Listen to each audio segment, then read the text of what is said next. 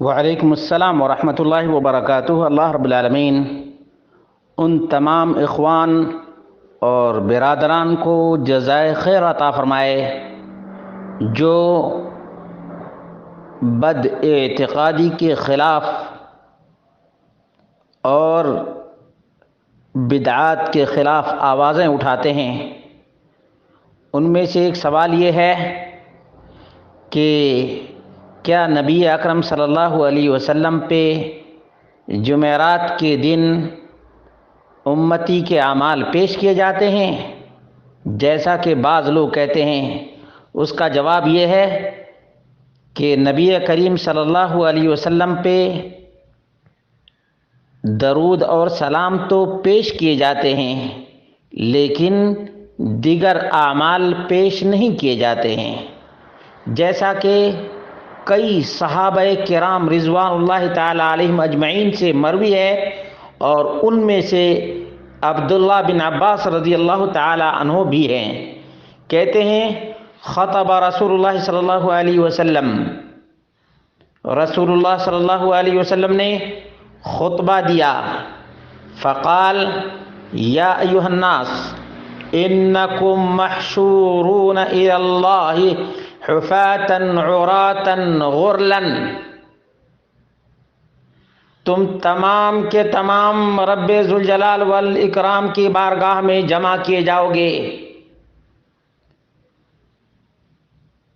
ننگے پاؤں اور ننگے بدن، اور تنہا۔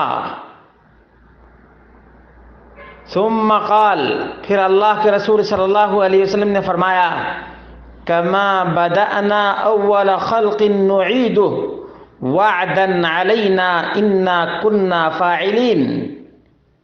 یہ قرآن کریم کی آیت تلاوت فرمائی کہ جس طرح سے ہم نے شروع میں پیدا کیا ہے اسی طرح سے ہم لوٹانے والے بھی ہیں۔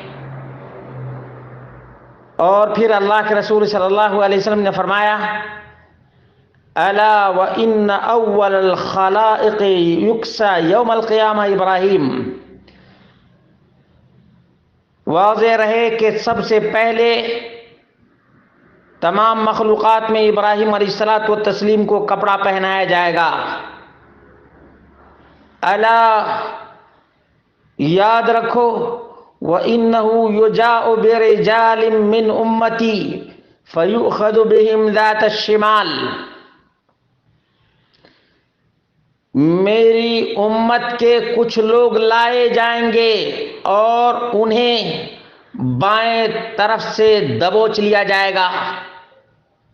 فَأَقُولُ، تو میں کہوں گا، یا رب اصحابی، اے میرے پروردگار، یہ میری امت کے لوگ ہیں۔ فیقال، تو کہا جائے گا، انک لا تدری ما احدثوا بعدک، اے نبی کریم صلی اللہ علیہ وسلم، آپ کو پتہ نہیں ہے کہ آپ کے بعد ان لوگوں نے آپ کے دین میں کیا کیا چیزیں داخل کی ہیں۔ فاقول، تو میں اس وقت کہوں گا روز محشر رب ذوالجلال والاکرام کی بارگاہ میں، کما قال العبد الصالح، اسی طرح سے میں بھی کہوں گا جس طرح سے عبد صالح نے کہا تھا، وَكُنْتُ عَلَيْهِمْ شَهِيدًا مَا دُمْتُ فِيهِمْ، میں ان پر اس وقت ہی گواہ تھا جب ان کے درمیان میں موجود تھا۔ فلما توفیتنی کنت انت الرقیب علیہم وانت علی کل شیء شہید، جب تو نے مجھے وفات دے دی تو تو ہی ان کا نگہبان اور نگراں تھا ان کے اوپر، اور تو ہی تمام چیزوں پر شاہد اور گواہ ہے۔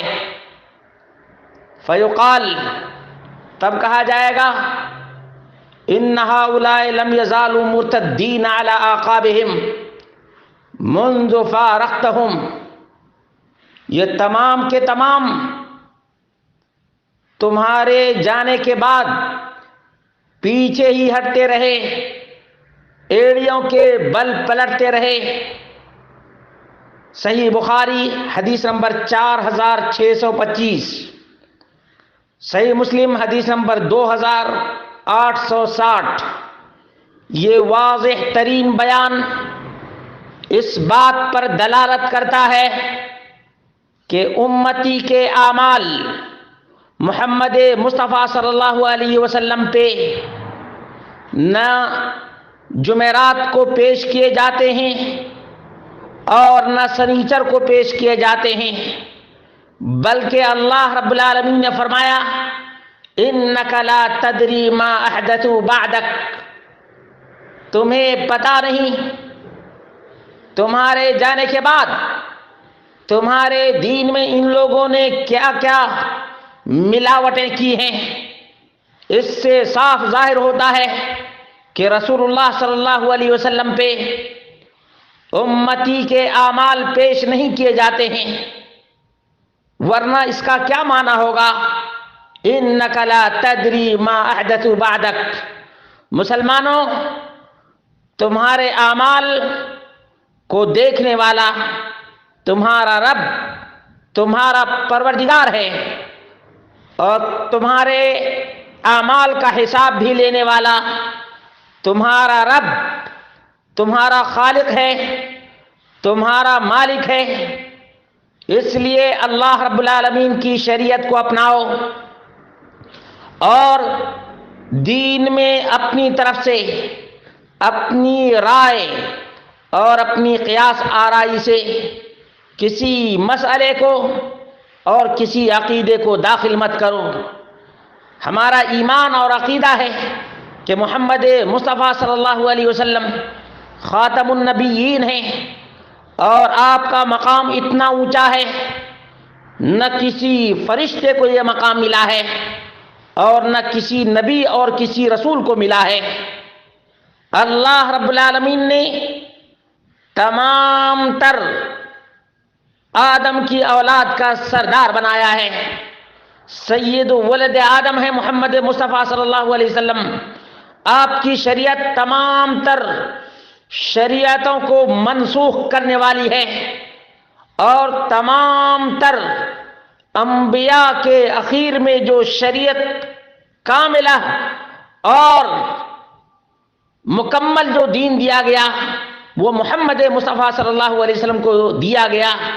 یہ سب فضائل ہیں، یہ سب مناقب ہیں، لیکن اس کا مطلب نہیں کہ جھوٹی روایات اور جھوٹے قصے اور کہانیوں کو نبی کریم صلی اللہ علیہ وسلم کی طرف منسوب کر دیا جائے۔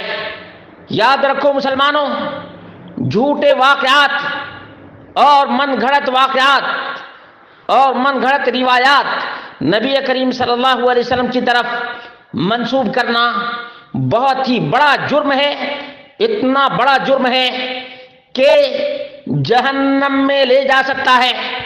اس لیے یہ عقیدہ رکھنا کہ نبی کریم صلی اللہ علیہ وسلم پہ جمعرات کے دن امت کے اعمال پیش کیے جاتے ہیں، یہ بدعقیدگی ہے، اور اس کی نسبت نبی کریم صلی اللہ علیہ وسلم کی طرف کرنا بڑا جرم ہے۔